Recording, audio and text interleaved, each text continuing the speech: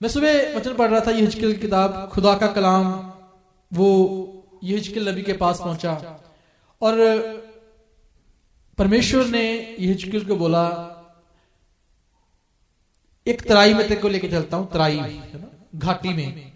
और उसने वहां पे बहुत सारी हड्डियों को देखा, सूखी हड्डियों को। और परमेश्वर ने बोला, क्या हे मनुष्य के संतान, क्या ये हड्डियां जी सकती हैं? यहेजकेल कहता है, प्रभु तू जानता है।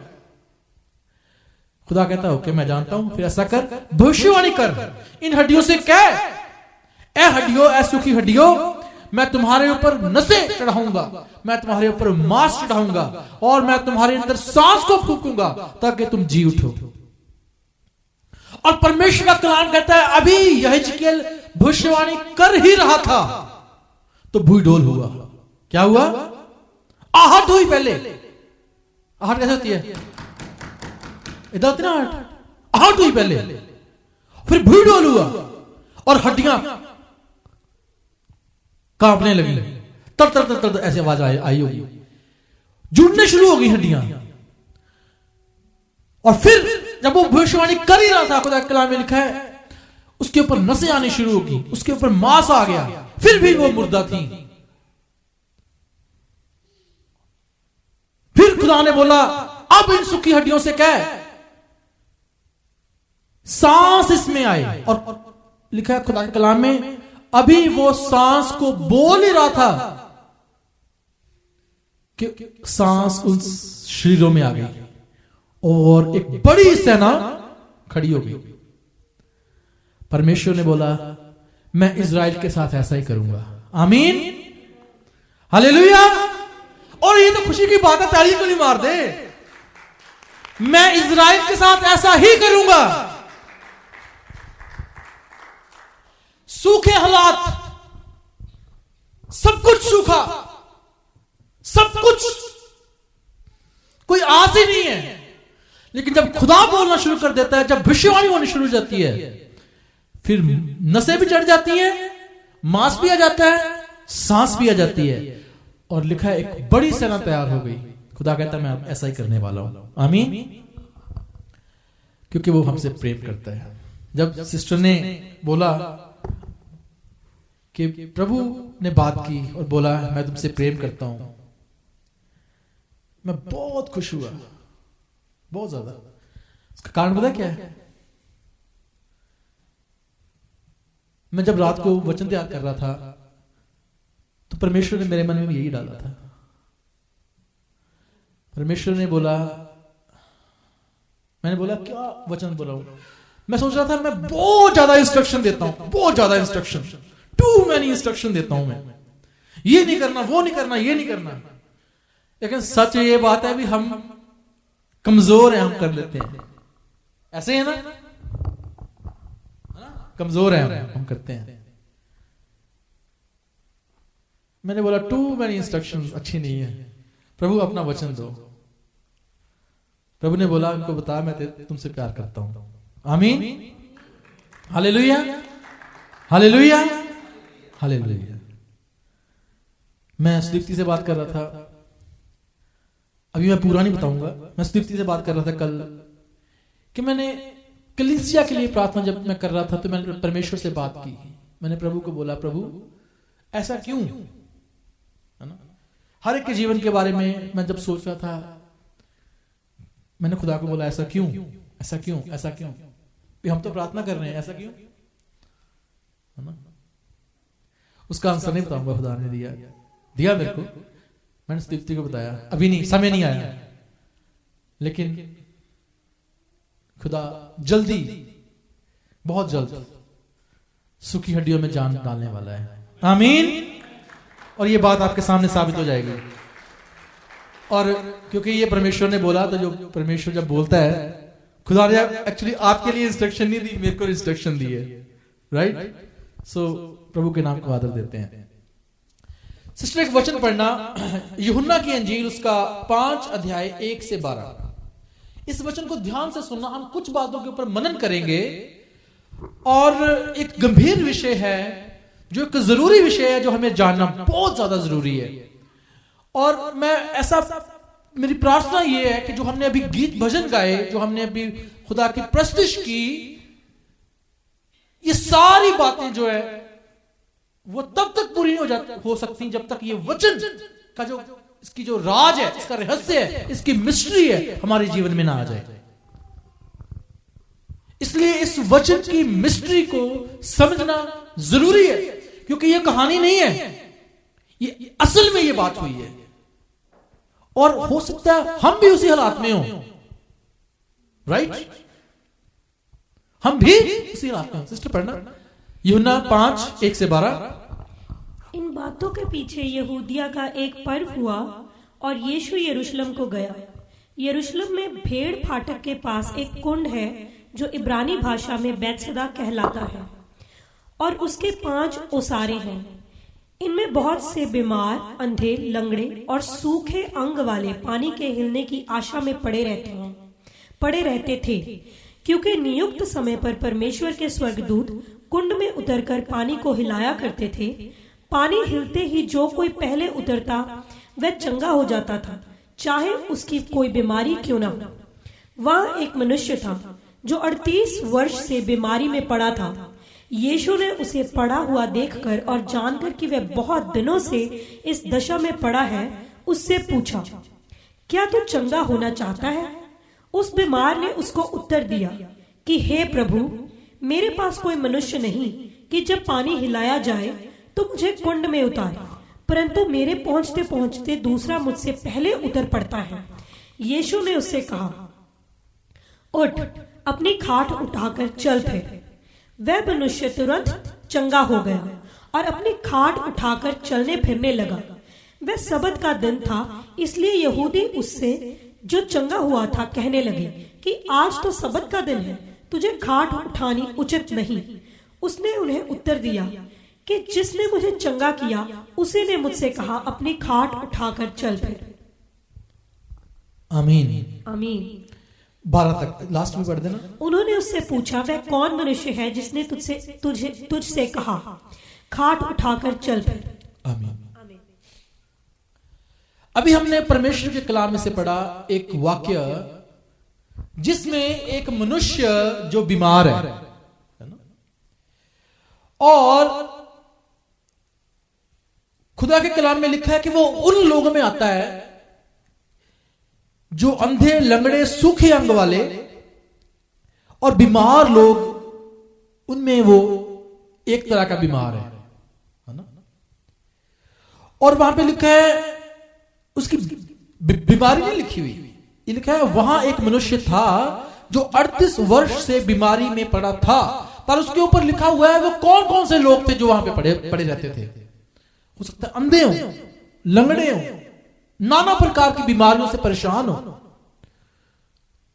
और नियत समय के ऊपर परमेश्वर का दूत उस कुंड को हिलाता था, और जो इंसान उस कुंड में, उस पानी के कुंड में, कुंड मतलब पानी का कह लो, हौद कह लो, बड़ा वाला, उसमें जब पहले कूद जाता था वो चंगा हो जाता था।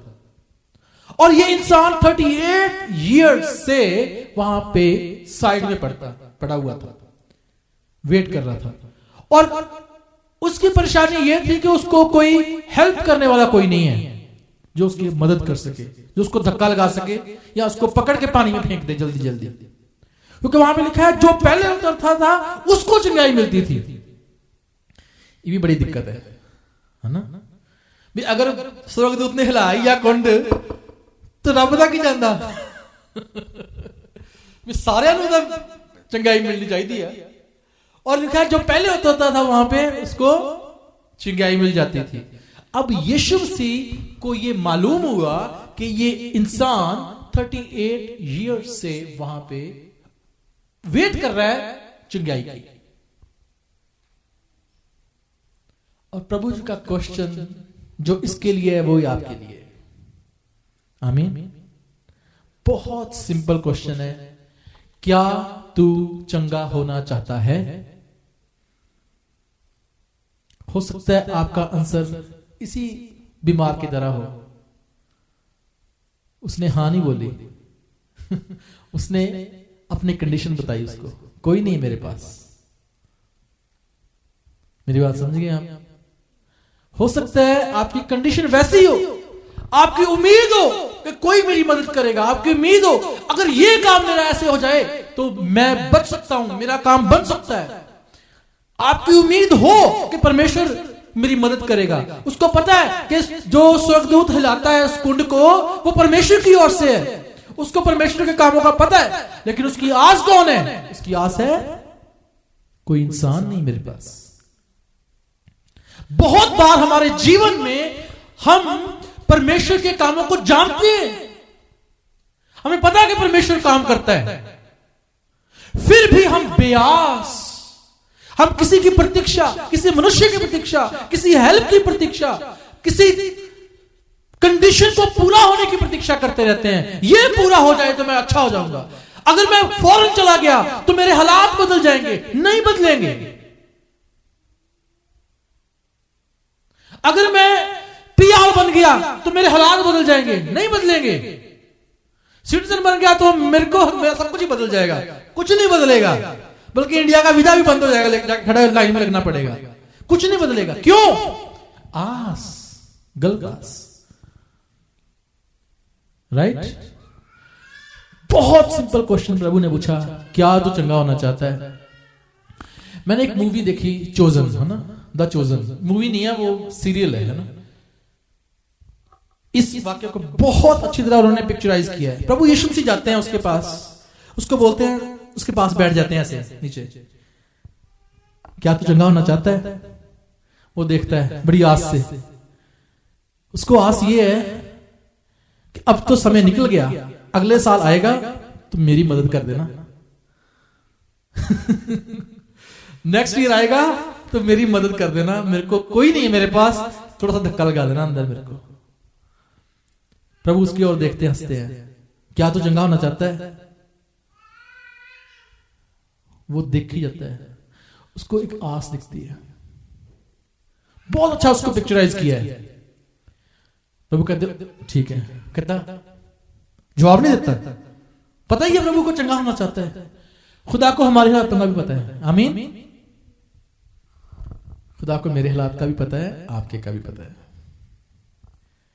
फिर चंगाई आती क्यों नहीं? रिहाई आती क्यों नहीं? छुटकारा क्यों नहीं आता?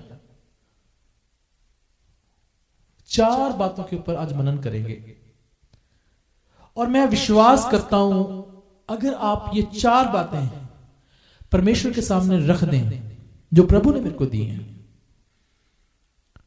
ये कॉपीराइट नहीं है या कोई मैकेनिकल टूल नहीं है भी आपने इसको अप्लाई करना तो ही बनना है। खुदा किसी तरीके से भी कर सकता है, लेकिन जो प्रभु ने मेरे को बताया वो बताता हूं, जो मैंने सीखा। इस मनुष्य की आस जो है वो चंगाई पाने की है, वो चंगाई पाने की है। इसको परमेश्वर के ग्रेस का पता है। इसको पता है कि जब परमेश्वर का दूत उसको हिलाता है तो चंगाई उतरती है, लेकिन मैं वहां पे नहीं उतर सकता। परमेश्वर की ग्रेस जो है ना, मैं दोबारा बोलने लगा हूं, पहली बार बोलता हूं। परमेश्वर की ग्रेस ये नहीं कि कोई धक्का लगा के आपको पानी में फेंक के तो काम करेगी। परमेश्वर की ग्रेस पानी से बाहर आके भी काम करती है। आमीन। इसी को तो ग्रेस कहते हैं। हालेलुया। मैं फिर दोबारा बोलता हूं, खुदा की ग्रेस जरूरी नहीं है कि आपको पीआर मिल जाए, आपकी शादी हो जाए, आपके हालात बदल जाएं, फिर आपको ग्रेस दिखेगी। नहीं, जिस जगह पे आप हैं, चाहे पानी के अंदर नहीं भी हैं, खुदा की ग्रेस पानी के बाहर भी काम करती है। हालेलुया। एक सिस्टर वचन पढ़ना, यूहन्ना की अंजील उसका पहला अध्याय उसकी 16 आयत। यूहन्ना प्रभु यीशु मसीह के बहुत नजदीक एक चेला है, बल्कि कलाम में लिखा हुआ है कि वो प्रभु की छाती के ऊपर अपना सर को रख के सोता था, इतना करीब था। वो चेलों में से सबसे छोटा चेला था, उसकी एज यंग था वो, है ना, यंग। अभी उसको सीखने के लिए बहुत कुछ सीखना था, बहुत कुछ सीखना था।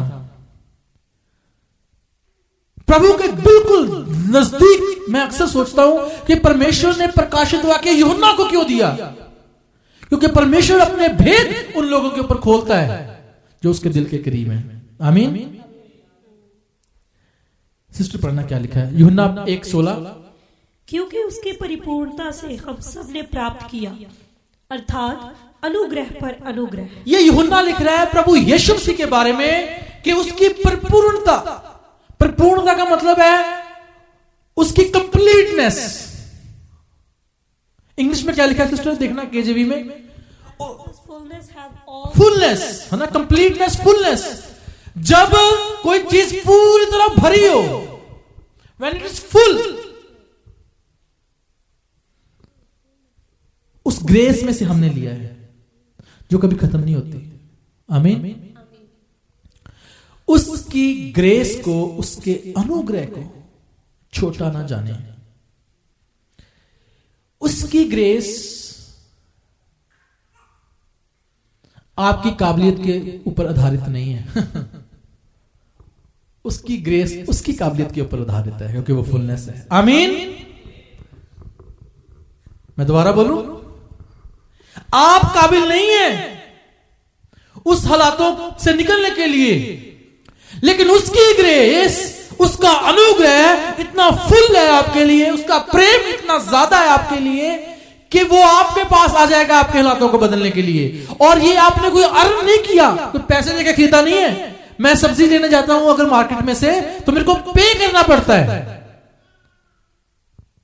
ये ऐसा है कि सब्जी मेरे घर में आ जाए, वो पे भी ना करना पड़े, खाना मेरे घर में आ जाए, कुछ देना भी ना पड़े, ऐसा है, क्योंकि उसके फुलनेस में से हमने प्राप्त किया, अनुग्रह के ऊपर अनुग्रह। सो अनुग्रह जो है वो आपने अर्न नहीं किया, ध्यान रखना मेरी बात। और अगर आपने कुछ अर्न किया ही नहीं, आप क्या कर सकते हैं, कुछ भी नहीं। Then depend upon his grace. Hallelujah. So जब आप प्रार्थना करें ना अगली बारी, जब प्रार्थना करें अगली बारी, पता कैसे प्रार्थना करनी है, तेरे अनुग्रह के करके प्रभु मेरे हालात को बदल दे। मैं जीरो, मेरे हालात नहीं बदल सकते प्रभु अगर तेरा अनुग्रह, तेरा फजल मेरे ऊपर ना हो। मेरे हालात नहीं बदल सकते, मेरी चंगाई नहीं आ सकती अगर तेरा फजल ना हो। पर तेरा कलाम कहता है कि तेरी बहुतायत के करके उस फजल को जो बहुतायत के साथ मेरे लिए हुआ, उसमें से मेरे लिए उंडेल दे प्रभु। ये प्रार्थना शुरू करें। हालेलुया। कोई भी हालात परमेश्वर के अनुग्रह के ऊपर डिपेंड होना सीख जाए। इससे ज्यादा कि आपको आपके फाइनेंसेस की फिक्र है ना, उसको ज्यादा है, क्योंकि वो ग्रेशियस है। आमीन। मेरी बात समझ लगी? उसके अनुग्रह के ऊपर डिपेंड होना सीख जाए। पहली बात, आपकी प्रार्थना में कंप्लीटनेस नहीं हो सकती। मैं मानता हूं, मैं खुद जब प्रार्थना करता हूं, मैं सोचता हूं अभी बहुत कुछ बाकी रह गया मांगने वाला, बहुत कुछ बाकी रह गया मांगने वाला, बड़ा कुछ रह गया अभी करने वाला, अभी बहुत सारी बातें पूरी नहीं हुई, बहुत सारी प्रार्थनाएं पूरी नहीं हुई। फिर मैं सोचता हूं नहीं, उसका अनुग्रह पूर्ण है ना, उसका अनुग्रह तो पूर्ण है ना, वो नहीं छोड़ने वाला। हालेलुया।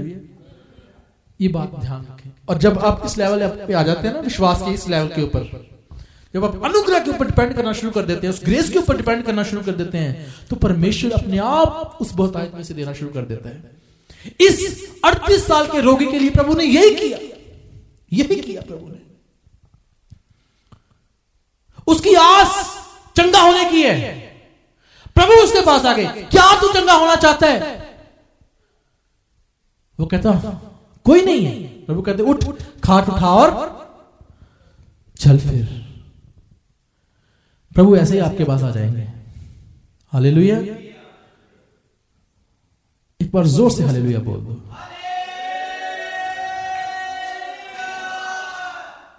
आमीन आमीन आमीन। प्रभु आप ऐसे आ जाएंगे जैसे सिस्टर को बोला ना प्रभु ने कि मैं तेरे से प्यार करता हूं, ऐसे आपको बोल देंगे। क्या तू चंगा होना चाहता है? क्या तू तेरे हालात तू चाहता है कि बदल जाए?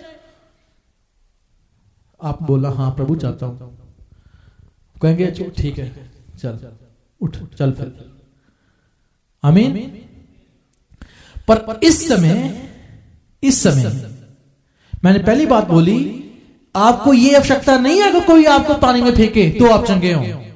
इस समय प्रभु के हाथ के ऊपर विश्वास करना शुरू कर दें। आमीन।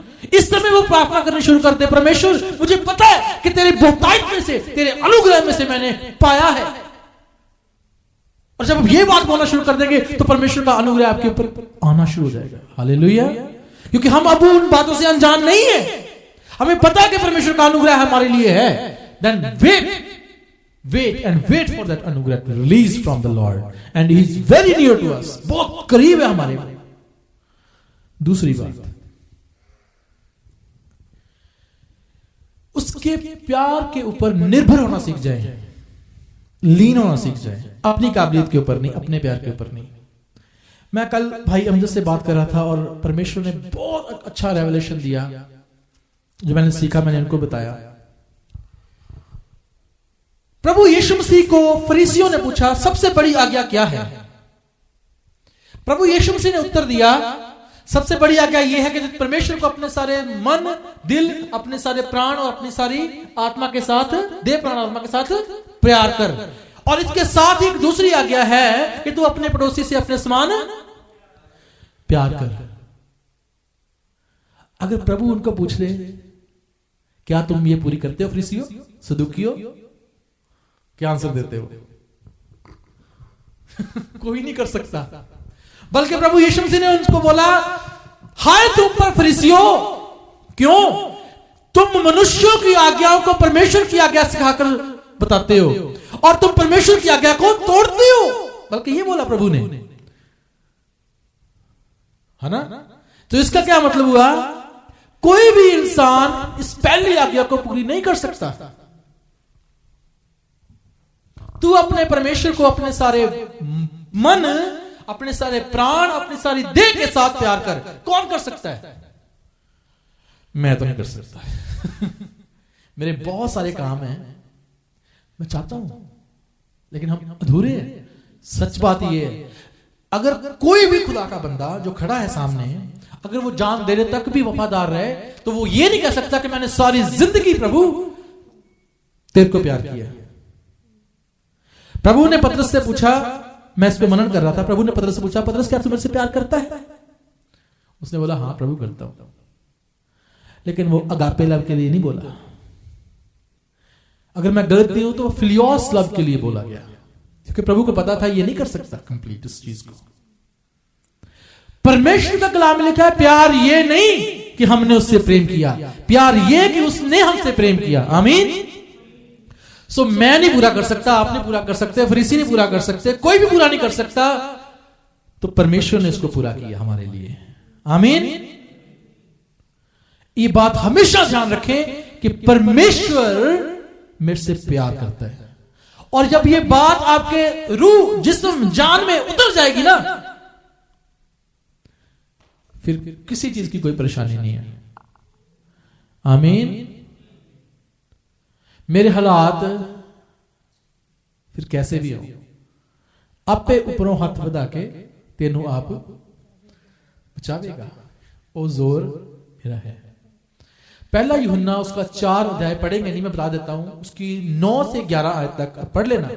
वहां पे जो अभी मैंने वर्स कोट की, प्यार ये नहीं कि हमने उससे प्यार किया, बल्कि प्यार की परिभाषा ये है कि परमेश्वर ने मेरे से प्यार किया। और अगर परमेश्वर ने मेरे से प्यार किया तो उसका अनुग्रह भी मेरे पे बहुतायत से हुआ, उसका प्यार भी मेरे से बहुतायत से हुआ।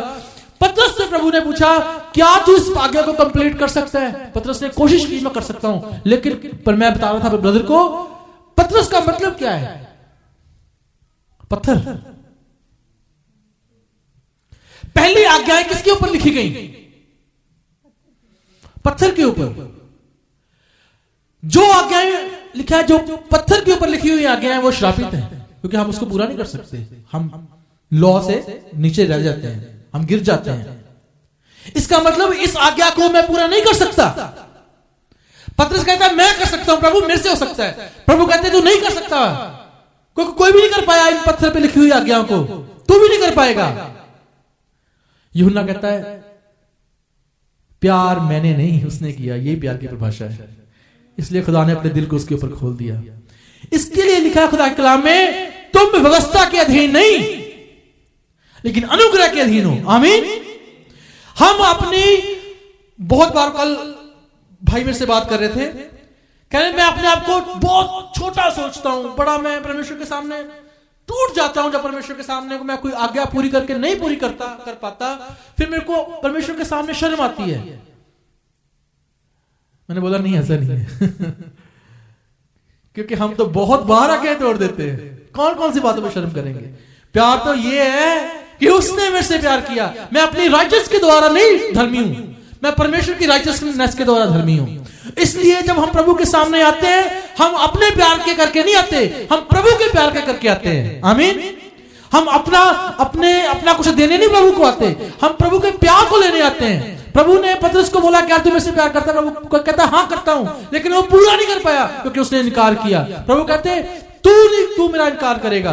यूहन्ना के लिए कुछ और लिखा गया, जब तक मैं ना आऊं ये नहीं मरेगा, ऐसे लिखा गया। अगर मैं चाहूं तो ये ना मरे, ऐसे लिखा गया। क्यों? क्योंकि उसने उस चीज को समझ लिया कि प्यार और ग्रेस अर्न्ड नहीं है, मैंने नहीं कमाया, मुझे दिया गया है। हालेलुया। इस बात को समझ लें आप। जब इस बात को आप समझ लेंगे ना, फिर प्रभु की शांति आप में आनी शुरू हो जाएगी, फिर हालात बदल जाते हैं यीशु तेरे छूने से। हालेलुया। प्रभु के प्यार को, प्रभु के अनुग्रह के ऊपर विश्वास करें, अपनी काबिलियत के ऊपर नहीं, अपने प्यार के ऊपर नहीं। प्यार ये नहीं कि हमने किया, है ना। अगर प्रभु आज खड़े हो यहां पे और मूसा की कमांडमेंट का जो सबसे बड़ी आज्ञा उसको हमें पूछें भी क्या तूने पूरी की, उस बंदे से प्रभु ने पूछा क्या, वो कहता मैं इसको तो बचपन से मानता हूं, छोटी सी बात है। प्रभु कहते इसके समान दूसरी आज्ञा भी है, उसको भी पूरी कर। जा अपना सब कुछ बेच के कंगालों को दे, मेरे पीछे आ जा, पड़ोसी की भी हेल्प कर। वो कहेगा मैं नहीं कर सकता, ये पॉसिबल नहीं है मेरे लिए। तो अगर उसकी आज्ञाओं को इसलिए मैंने पहले बोला मैं बहुत सारी इंस्ट्रक्शन दे चुका हूं, अब जरूरत नहीं है, अब प्रभु से लेने की जरूरत है, उसके प्यार को लेने की जरूरत है। हालेलुया। उसके हाथ के ऊपर डिपेंड होने की जरूरत है। अनुग्रह आपके लिए है, उसका प्रेम आपके लिए है। हमें उसके प्यार के ऊपर, उसके अनुग्रह के ऊपर विश्वास करना है, ना कि अपनी काबिलियत के ऊपर। हालेलुया। और जब हम इस लेवल पे आ जाएंगे, परमेश्वर का ग्रेस, परमेश्वर का प्यार हमें संभालना शुरू कर देगा, हमें ढाढ़स देना शुरू कर देगा, हमारे हालातों को बदलना शुरू कर देगा। प्रभु यीशु मसीह आते हैं, उसके पास खड़े होकर कहते हैं क्या तू चंगा होना चाहता है? तो फिर पानी के ऊपर विश्वास नहीं रहा उसका, फिर उस बोलने वाले के ऊपर विश्वास आ गया। आमीन। तो मेरा प्रभु मेरे को कहता है मैंने तुझसे प्रेम किया, मैंने तुझे अनुग्रह दिया। और अगर उसने बोल दिया, फिर तीसरी बात पता क्या है? ओबे। आमीन। प्रभु ने बोला अपनी खाट उठा और चल। उसने लेटा होगा, थोड़ा सा हिला होगा, है ना। प्रभु ने बोला उठ, खाट उठा, तो उसको पहले बांह उठानी पड़ी होगी, दूसरी बांह, टांग ऐसे सोई होगी तो उसने वो भी उठाई होगी, थोड़ी सी कमर सीधी की होगी उसने। आपकी आज्ञाकारिता का पहला स्टेप वेरी इंपॉर्टेंट, ये बात याद रखना है। अगर हम अपनी जिंदगी में ना आज्ञाकारिता का, ओबीडियंस का पहला स्टेप न ले पाए, हम आखिरी तक कभी नहीं पहुंचेंगे। परमेश्वर ने जिन लोगों को बरकत दी, उनको आज्ञा दी। इस बंदे को प्रभु ने बरकत दी। मैं सोचता हूं वहां पे लिखा नहीं है, भी हाथ भी लगाया प्रभु ने उसको। प्रभु ने बोला उठ उठ, अपनी खाट उठा और चल। क्या मैं उसकी पहली आज्ञा सुनने के लिए तैयार हूं? उसकी पहली आज्ञा। मैं चाहता हूं कि मेरे हालात बदल जाएं, मेरी परिस्थितियां बदल जाएं, मुझे ये आशीष मिल जाए, मुझे वो आशीष मिल जाए। प्रभु कहते हैं फर्स्ट आज्ञा, फर्स्ट ओबीडियंस, पहली आज्ञा। मैं सच्ची बताऊं, खुदा का खादम होने के नाते परमेश्वर ने मेरे को बात सिखाई है। मैं आज भाई से बात कर रहा था आते हुए, है ना। खुदा के खादम ने, मैं लुधियाना की बात बता रहा हूं, मुझे यहां से दूसरी गली में भेजा किसी पास्टर को रिसीव करने के लिए। मैं भाग के गया। मैं हमेशा उस आज्ञा को पहली आज्ञा समझता हूं। This is first commandment for me. Naaman कोड़ी शुद्ध किया गया, उसको पहली आज्ञा उसने इग्नोर की, लेकिन उसके नौकरों ने उसको बोला अगर कोई बड़ी आज्ञा देता तो क्या तू उसको ना मानता? ये तो छोटी सी आज्ञा है कि जा यर्दन में जाके 7 डुबकी लगा ले तो चंगा हो जाएगा। प्रभु यीशु खुदावंद के खुदा कलाम में लिखा हुआ है, प्रभु यीशु मसीह ने पतरस को बोला नाव गहरे में ले चल और जाल डाल। पतरस के लिए मछली पकड़ना पेशा है उसका। उनको पता है कब मछली आती है, किस एरिया में आती है, कब आनी है, कब नहीं आनी, किस मौसम में आनी है, और वो प्रभु को बताता है। लेकिन कहता है प्रभु हम सारी रात ये काम करते रहे हैं, लेकिन लिखा है लेकिन तेरे कहने से मैं जाल डालता हूं। मैं बता रहा था खुदा का खादम होने के नाते मैं डरता हूं कि मैं किसी के ऊपर बोझ ना डाल दूं आज्ञा देके। मेरी बात समझ? मैं बहुत कम काम बोलने की कोशिश करता हूं ताकि किसी के ऊपर बोझ ना आ जाए। मेरी ओर से नहीं, परमेश्वर की ओर से। मेरी बात समझिए? मैं डरता हूं। मैं देखता हूं भी अगर बंदा वो काबिल है, काम करने के योग्य है, तो उसको मैं काम कहूं। अगर वो अयोग्य है या काम करने के अभी लायक नहीं है, बाद में हो जाएगा, मैं उसको काम ना बोलूं। मैं दोबारा बोलता नहीं उसको। क्यों? हो सकता है वो पहली आ गया हो। मैं आपको डरा नहीं रहा, मैं भी डरता हूं। मैं अपनी बात बताता हूं, अपनी बात। परमेश्वर के खादम ने मेरे को बोला, मैं सीएमसी हॉस्पिटल में था, मैं अपना रिजाइन लिख दिया। मैंने अपना रिजाइन कंप्यूटर में लिख दिया, प्रिंट आउट निकाल लिया, और मैंने वो रिजाइन दे के अपने सेक्रेटरी को पकड़ाना था भी मैं बाय बाय। सब कुछ करने के बाद मैंने बता भी दिया ऑफिस में मैं छोड़ रहा हूं ऑफिस। मुझे अपॉर्चुनिटी भी, जितनी मेरी सैलरी वहां पे थी उससे डबल से ज्यादा सैलरी मेरे को मिल रही थी बाहर। और मेरे घर के हालात ऐसे थे कि मेरे को जॉब करनी बड़ी जरूरी थी, भी अच्छा काम मिल जाए। और मैं बड़ा मेहनती भी था, ऐसे नहीं है कि मतलब फ्री दी खांदा सी, मतलब मेहनती भी था मैं। तो जिस कंपनी में मेरे को ऑफर आया वो मेरा फ्रेंड था, और वो बहुत खुदा का बंदा है। उसने मेरे को बोला भी छोड़ो क्या काम कर, सारा दिन मत्था मार देना, नहीं मैं नवी चीज जगह एक्सप्लोर करो ना, चलो आ जाओ चलिए। आज तक उसकी कंपनी बनी हुई है, बढ़ती जा रही है। उन्होंने बोला सेकंड पे आप होंगे, आप सारा कुछ देखो मेरा। मैंने रिजाइन लिखा, मैंने लास्ट मोमेंट पे भाई साहब को फोन किया, जी मैं सीएमसी हॉस्पिटल छोड़ रहा हूं। उन्होंने कुछ नहीं पूछा कहां जाना है, कब जाना है, किधर जाना है। उन्होंने बोला मत छोड़ना। मेरा दिल ही बैठ गया। मैं इन्ना दस की पता मेरे हालात की है। मेरी बात समझ गए? इन्होंने की पता मेरे हालात की है ना? मेरा दिल ही बैठ गया। मैं बथेरा एक्सप्लेन करा वहां पे मेरे को ये ऑफर है, यहाँ पे ये ऑफर है। वो कह रहे मैं गाड़ी भी तेल भी डलवा दूंगा तेरी गाड़ी में, ये भी कर दूंगा। तो कह रहे मैंने बोल दिया मत छोड़ना। मैंने दूसरी बात नहीं की, मैंने पेपर पकड़ा, फाड़ दिया, डस्टबिन में फेंका। मेरे को पूछ रहे भी तूने तो मैं छुट्टियां लेनी शुरू कर दी थी। मैंने छुट्टियां ले लेके मैंने उसका काम, क्योंकि इनिशियली स्टेज पे मैंने काम शुरू कर दिया था उसके साथ। साइट्स पे जाना मैंने उस भाई के साथ, मेरे आदरणीय भाई हैं वो ना, सुनते हैं कभी कभी मेरे को वो ऑनलाइन। तो मैंने उनके साथ जाना शुरू कर दिया। एट द एंड मैंने वो कंपनी ज्वाइन नहीं की। वो भी बड़े परेशान हो गए, यार इतना मैंने सिखाया, इतना घुमाया, जहां जहां लेके गया, पता नहीं कहां कहां बड़ी बड़ी साइट्स पे लेके गया, काम ही नहीं किया। मैंने बोला जी नहीं, खुदा के खादिम ने बोल दिया, मैं नहीं कर सकता, सॉरी। वो कह रहे कोई बात नहीं। अगर वो मैं छोड़ देता ना, वो मेरे लिए फंदा था। मेरी बात समझ गए ना? पहली आज्ञा।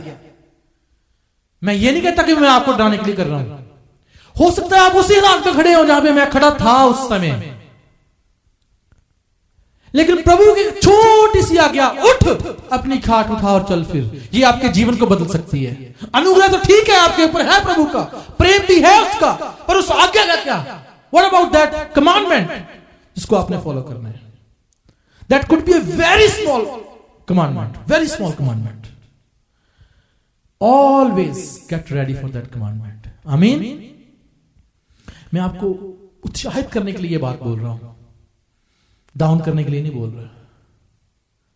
Always seek for that commandment. प्रभु मेरे लिए तेरी क्या आज्ञा है? जब खुदा ने शमूएल से बात करना शुरू किया, उस समय परमेश्वर के कलाम में लिखा कि खुदा किसी से बात नहीं करता था। बहुत लंबे समय तक खुदा किसी से बात नहीं करता रहा, और एक छोटा बच्चा शमूएल उस हैकल में आया जहां पे परमेश्वर का संदूक था, और खुदा ने शमूएल को बुलाया, शमूएल शमूएल। शमूएल भाग के गया उस नबी के कमरे में जिसका नाम एली था, और उसने बोला क्या आज्ञा प्रभु? उसने बोला मैंने तो तेरे को बुलाया ही नहीं, जाके सो।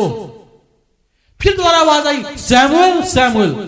फिर छोटा बच्चा भाग के गया उसी अपने स्वामी के या अपने गुरु के या कह लो उस कमरे में जहां पे एली सोया हुआ था।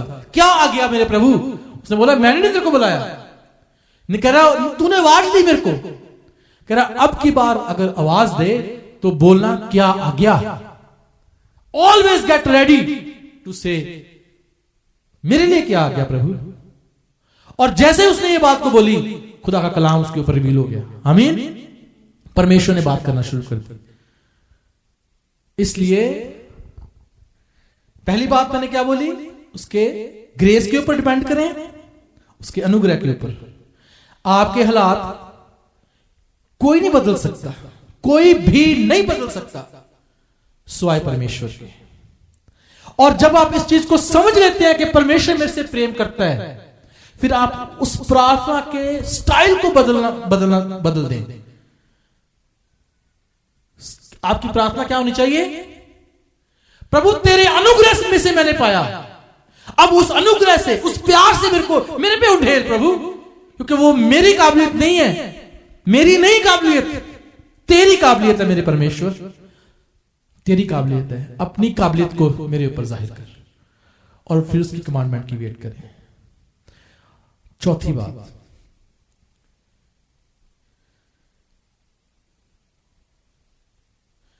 स्टेप इन करें। आवाज को सुनना और स्टेप इन करना, इसका क्या मतलब है? परमेश्वर के कलाम के ऊपर विश्वास का पहला कदम उठाएं। परमेश्वर के कलाम जो हमें मिला, जो आज्ञा मिली, उसका पहला कदम उठाना शुरू कर दें। मैं आपको एक एग्जाम्पल देता हूं। जब यहोशू को खुदा ने बोला भी अब ये यरदन नदी पार करो, और परमेश्वर के कलाम में लिखा कि यरदन नदी दो हिस्सों में बट गई और दीवार बन गई, और भजन संहिता में लिखा कि यरदन नदी तुझे क्या हुआ? हे यरदन नदी तुझे क्या हुआ? तू उल्टी बही। हालेलुया। लेकिन उससे पहले एक काम किया गया। प्रभु ने बोला याजकों को बोल अपना पैर उसमें रखें पानी में, और उस समय नदी उफान के ऊपर थी। किसके ऊपर थी? क्योंकि कटने का समय था, और लिखा है पानी पूरे फ्लो के साथ आ रहा था। आपका पहला कदम स्टेप इन करें उस जगह के ऊपर जहां पे आपको बोला गया है। हो सकता है परमेश्वर ने आपको बिजनेस के लिए चुना, आपके दिल में होता है कि बिजनेस करूं, आपके इसका मतलब कमांडमेंट वहां पे है, लेकिन स्टेप इन नहीं कर पा रहे। मेरे को अभी भी कई ऑफर आते हैं ट्रकिंग में ज्वाइन करने के लिए, ट्रक ड्राइवर बनने के लिए। हो सकता है मैं सोचता हूं ये ट्रैप हो मेरे लिए, है ना? जितना मैं अब कमाता हूं उससे 2 गुना 3 गुना ज्यादा कमाना शुरू कर दूं मैं। लेकिन मैं यहां से पैर उठा के यहां नहीं रख सकता। क्यों? जो हल को एक बार हाथ रख के पीछे की ओर देखता, वो प्रभु कहता मेरे योग्य नहीं है। पतरस को प्रभु ने बुलाया, खुदा के कलाम में लिखा है उसने अपने जाल फेंक के प्रभु के पीछे आया। सो स्टेप इन, आपका पहला स्टेप जो है परमेश्वर की कमांडमेंट के अगर अकॉर्डिंग हो जाएगा, आपके हालात बदल जाएंगे। यीशु के नाम से मैं कहता हूं आमीन, आमीन। एक बार जोर से हालेलुया बोल दो। हालेलुया,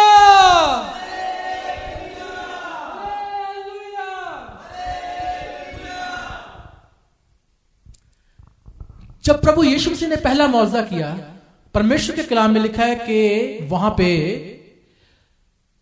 काना नगर में वाइन जो थी, मैं जो थी, दाखरस जिसे कहते हैं, वो कम हो गई, खत्म हो गई।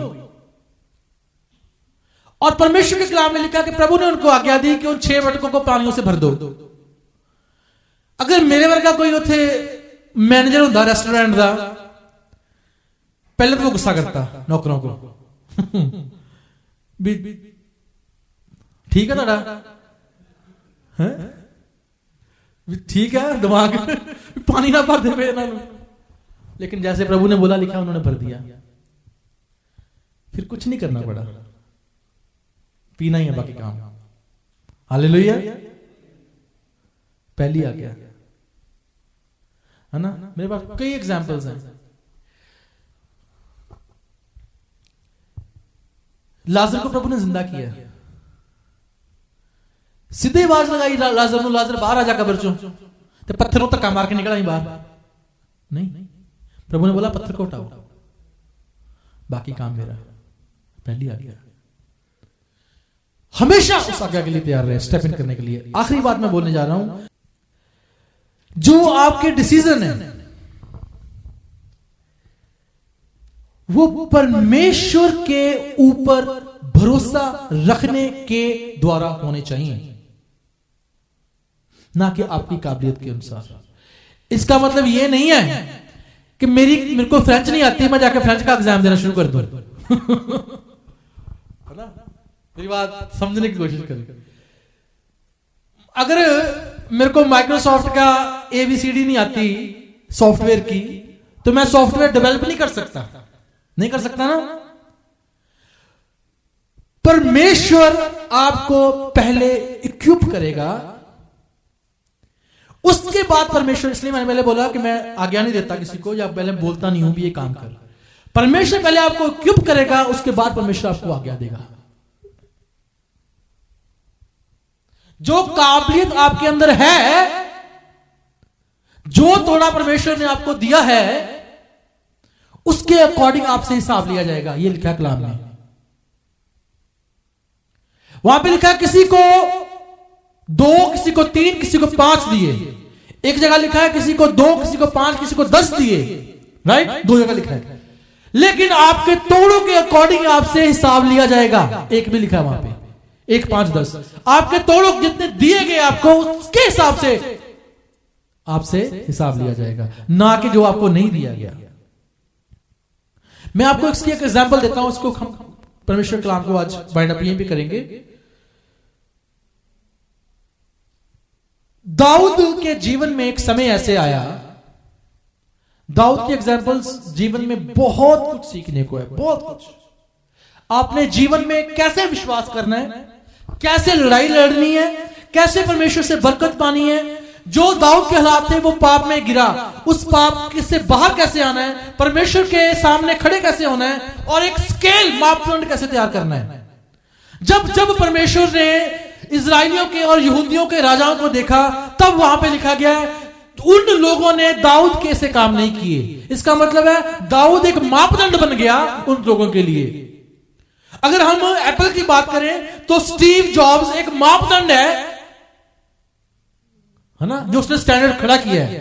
अगर माइक्रोसॉफ्ट की बात करें तो बिल गेट्स एक स्टैंडर्ड खड़ा किया है, उसने मापदंड खड़ा किया है कि अगर काम करना है, अगर सबसे बड़ी कंपनी कौन सी है जी, विंडोज है, अगर उससे ऊपर जाना है तो उसके बराबर काम करके दिखाओ।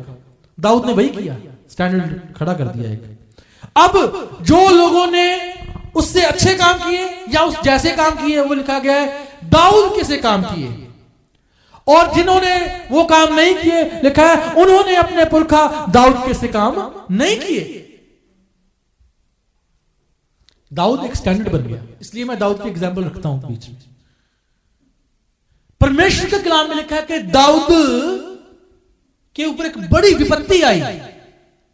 दाऊद फिलिस्तियों के साथ उनकी शेल्टर में था, सिगलक में था, है ना। पहला सैमुएल उसका आई थिंक 37 अध्याय है, अगर मैं गलत, 30 अध्याय है, आप पढ़ लेना बाद में।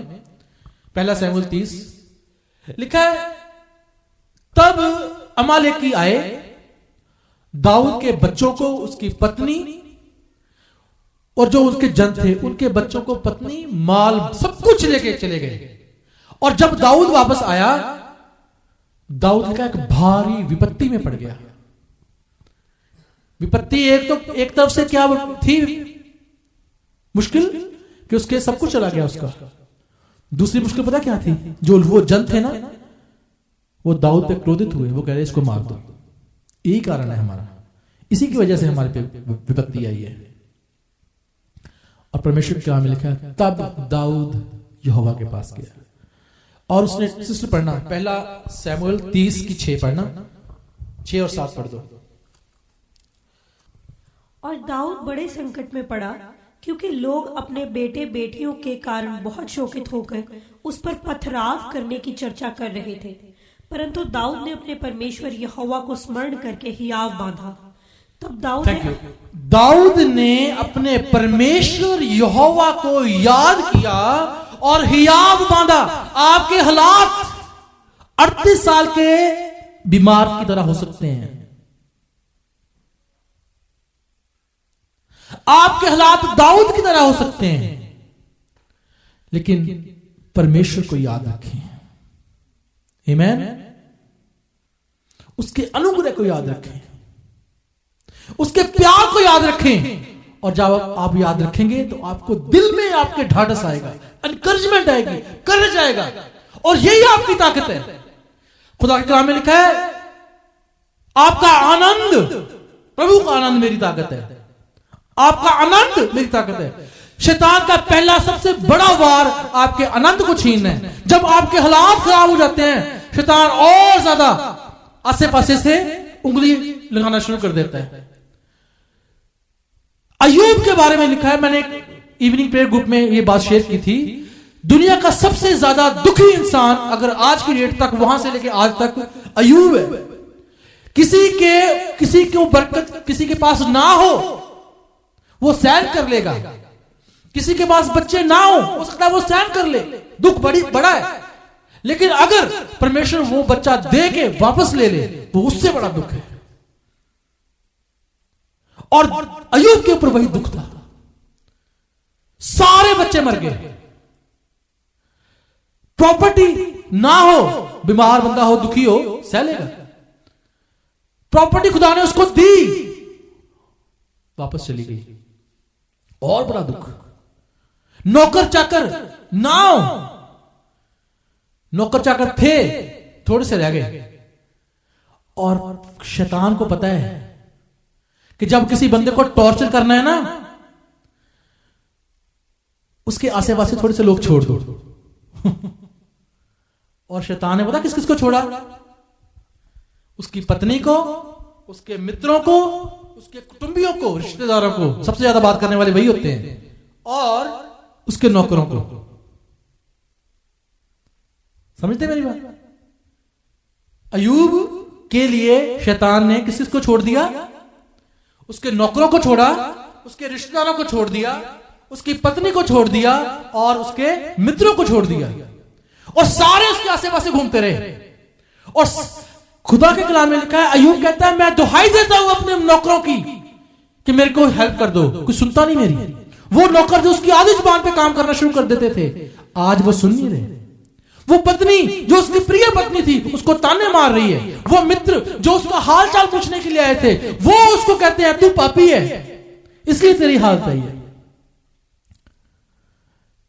इसलिए जब आप विपत्ति में हो सिर्फ आपका एक सहारा है, प्रभु का अनुग्रह, प्रभु का प्रेम, क्योंकि प्रभु ने नहीं आपको छोड़ा। आमीन।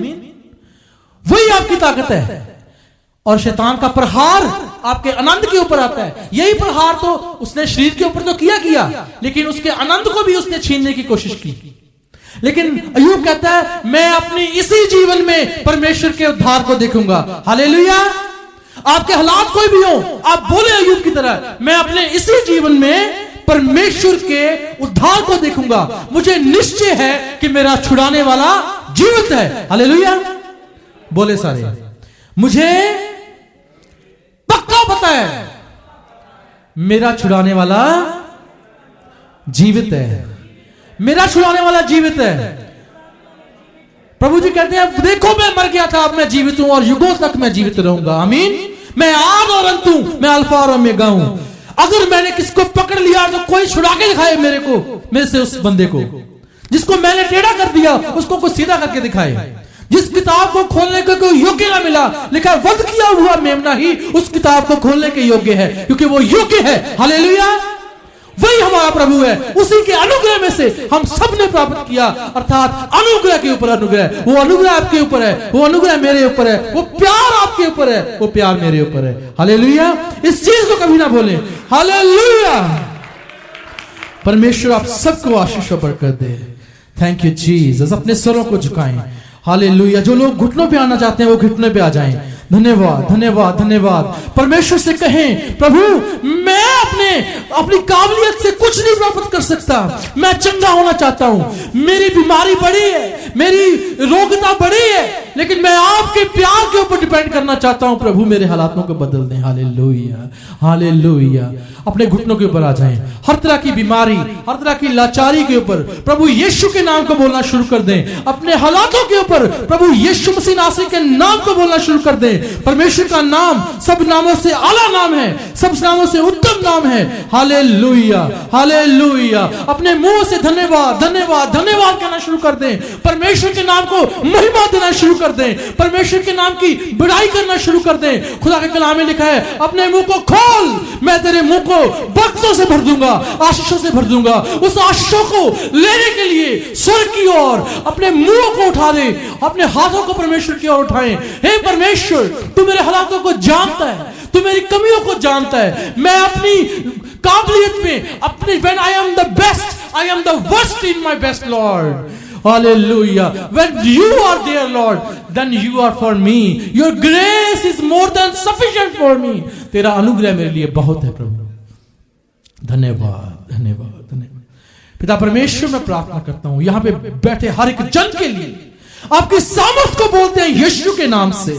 आप प्रभु इनके हालात, हर तरह की बीमारी, दुर्बलता, हर तरह की परेशानी, हर तरह की कंडीशंस, हर तरह की लाचारी, यीशु मसीह नासरी के नाम से मैं तुझे हुक्म देता हूं, इनके जीवनों को छोड़ यीशु के नाम से।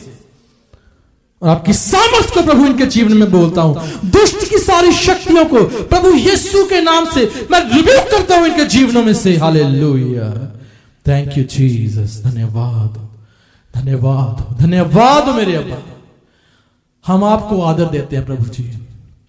आपके अनुग्रह में से हम सब ने पाया है, आपके प्यार में से प्रभु हम सब ने पाया है। हम आपके प्यार को याद करते हैं प्रभु, क्योंकि बहुत है हमारे लिए। और when you love me Lord, then I know I am in peace, I'm in joy। मैं आनंद में हूं और खुदा का कलाम मेरा आनंद है। प्रभु की सामर्थ मेरा आनंद है। वो सामर्थ प्रभु हर एक के जीवन में रिलीज हो, वो अनुग्रह हर एक के जीवन में रिलीज हो प्रभु। हम आपके हाथ के ऊपर विश्वास करना सीख जाए मैं अनुग्रह अनुग्रह अनुग्रह अनुग्रह अनुग्रह के ऊपर अनुग्रह को उनके ऊपर बोलता हूं। धन्यवाद प्रभु। ये आपके साथ साथ प्रभु कलीसिया चलती जाए और उत्तम उत्तम उत्तम द्वार प्रभु इनके लिए खुलने शुरू हो जाए, हालात बदल जाए यीशु के नाम से प्रार्थना मांगते हैं। आमीन आमीन आमीन आमीन।